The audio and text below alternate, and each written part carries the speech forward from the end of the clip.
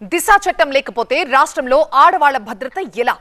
ప్రస్తుత రోజుల్లో మహిళలు చిన్నారుల పరిస్థితి అంటూ ప్రభుత్వాన్ని ప్రశ్నించారు జగన్. ప్రభుత్వం దిశ చట్టాన్ని రద్దు చేయడంపై ఒక రేంజ్ లో ఫైర్ అయ్యారు.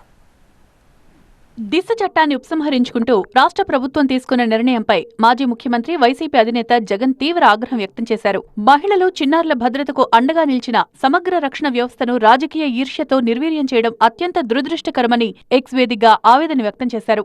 రాష్ట్ర ప్రభుత్వం వెంటనే ఈ నిర్ణయాన్ని వెనక్కి తీసుకోవాలని జగన్ డిమాండ్ చేశారు.